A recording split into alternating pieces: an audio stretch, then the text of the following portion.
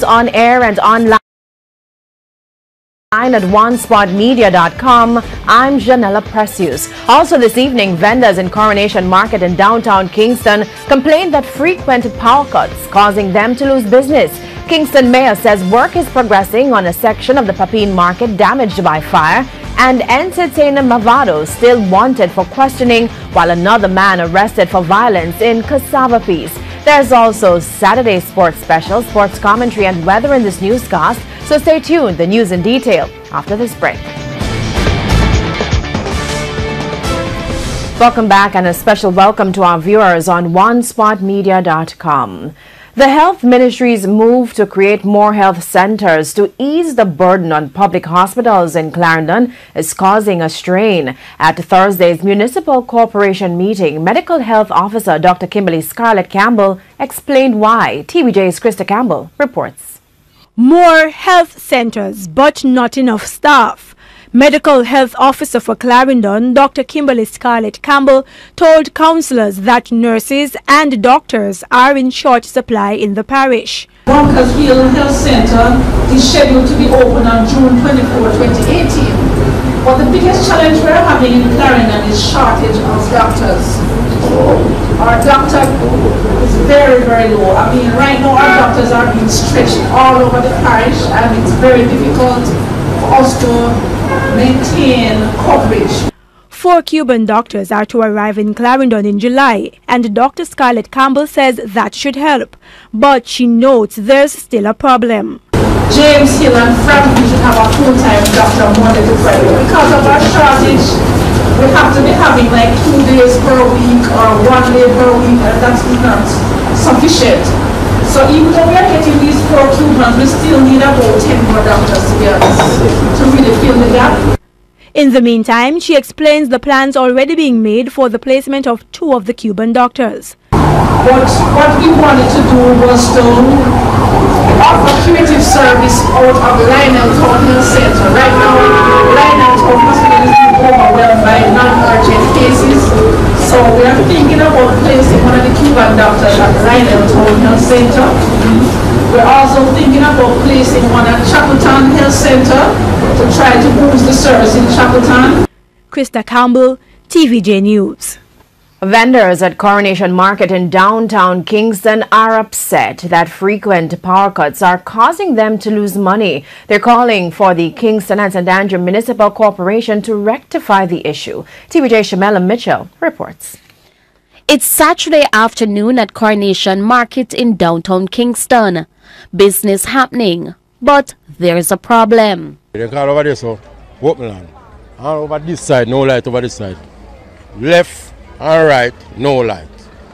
When it comes to night, darkness. Vendors say the market has been without power since Tuesday evening, and coupled with poor maintenance at the facility, they're more vulnerable to thieves. They say the frequent outages have also turned away customers who are worried about their safety. When the criminal elements take them, do the unjustic things, the people them are spread it, and the people them out the road are afraid for coming, because when them hear the light now and them say West Kingston and the war we are going, nobody not gonna come, everybody afraid. Even last night when we come in the top gate, they don't have no light up there. And a man have put on a floodlight down there to make we could get to see. Focus down here, so that we could see if we move around down. As you can see, God bless some buy and nothing to sell. Right now, see there, she come for your money. I don't have enough money for PR. But still have to pay my stall fee because them not take no fee and answer. KSAC need to do something about this. And there are other concerns. Vendors say the bathrooms have been out of use because there is also no water at the market. They say multiple complaints to the Municipal Corporation, which handles payments to the Jamaica Public Service Company, have gone unanswered. TVJ News sought a response from Town Clerk Robert Hill. The Jamaica Public Service Company is assisting the Kingston and St. Andrew Municipal Corporation in restoring electricity. From preliminary reports, I have not had a hard copy as yet. There has been some issues on the supply lines, and the GPS is feverishly dealing with it. I should get a report hopefully by tomorrow. They'll be dealing with it between today into tomorrow morning. Shamela Mitchell, TVJ News. About a month after a section of the Papine Market in St. Andrew was damaged by fire, Kingston Mayor Delroy Williams says the cleaning up phase is now complete. Several vendors were displaced because of the fire, but the mayor says the KSAC is now moving to the next phase in getting the market back on track. We have gone through and looked at the damages, and we have also now done a scope of the work required to do the repairs, and that has to be procured. So we are now in the process of the procurement. Mayor of Mandeville, Donovan Mitchell, is appealing for the public and media to allow the investigations into the Manchester Municipal Corporation to continue before he speaks on the matter. The major organized crime and anti-corruption agency, the Office of the Contractor General, and the Financial Investigations Division are looking into the breach at the corporation in which a check was disbursed for work before the requisite signatories gave approval. But addressing Thursday's monthly meeting, the mayor insisted the corporation has nothing to hide. It is not that police came in or that persons came in. It is because we have been doing what we have to do.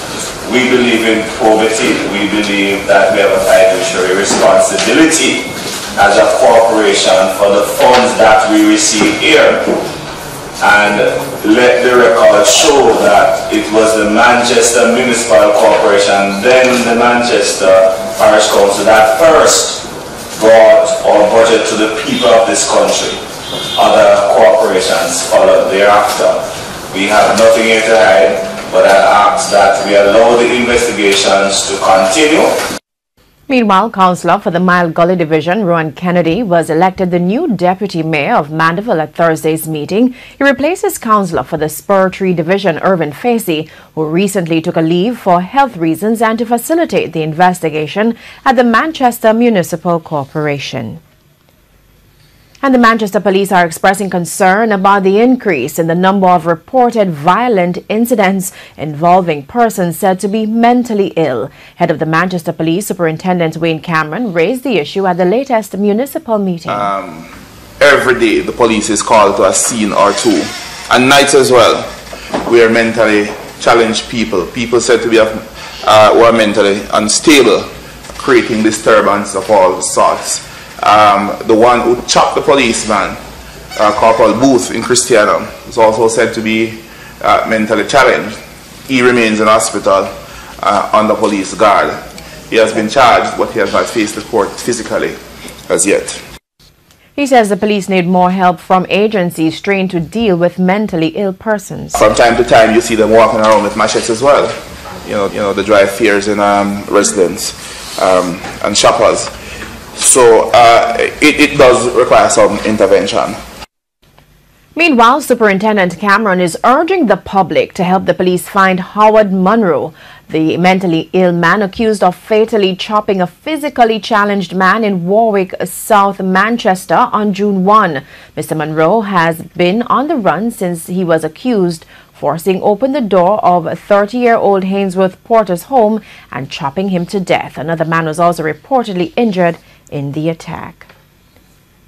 Investigators from the Major Investigation Division MID have charged a second suspect over the upsurge in violence in Cassava Peace, St. Andrew. 23-year-old Andre Hines has been charged jointly with the 16-year-old son of dancehall entertainer Mavado for the murder of Lorenzo Thomas. They've also been charged with conspiracy to murder, arson, shooting with intent, as well as illegal possession of firearm and ammunition. Investigators reported that on June 5, about 3 in the morning, the two accused were among a group of armed men who kicked open the door to Mr. Thomas's house. He was shot, chopped with a machete, and then set ablaze.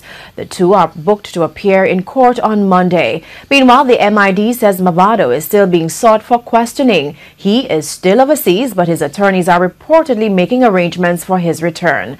There has been an upsurge of deadly violence since gunmen allegedly fired at Mavado in Cassava Peace on June 2nd.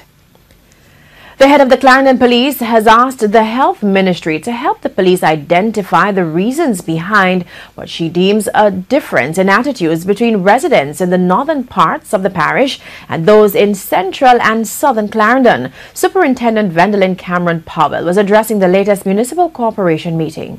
People of Rock River, Chapelton, Mocha, and Frankfield, adjoining communities. They are so peaceful.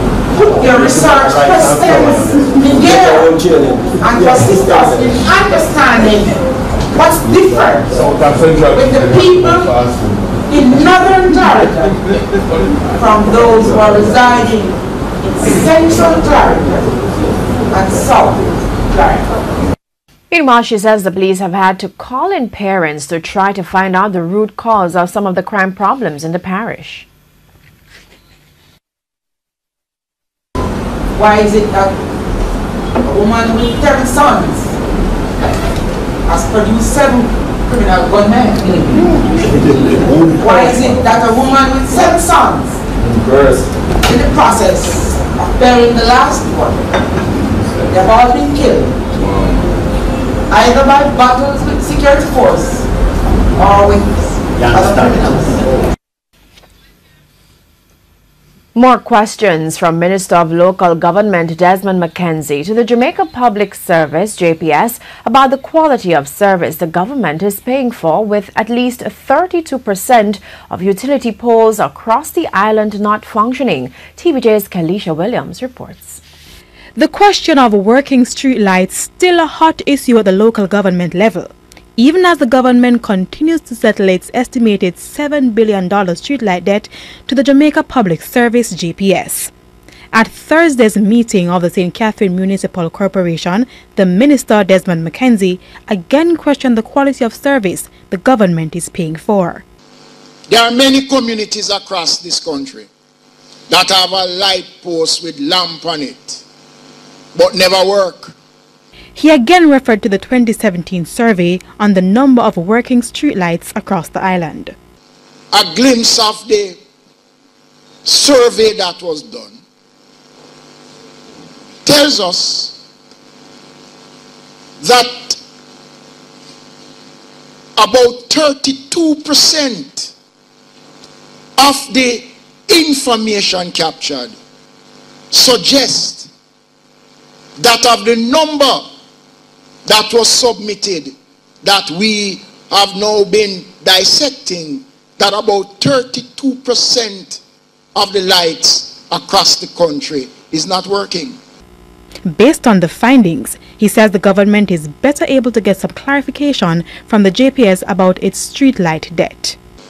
And based on all the checks and balances that have gone into the process, I am sure that we are going to be able to reach a position, because the service of streetlights is critical. Kalisha Williams, TVJ News. A minor magnitude 3.2 earthquake shook sections of central Jamaica this morning. The earthquake unit reported that the epicenter of the tremor was near Nain and St. Elizabeth. The earthquake was also felt in the neighboring parish of Manchester. And that's the local segment. News from overseas after the break. Please stay with us.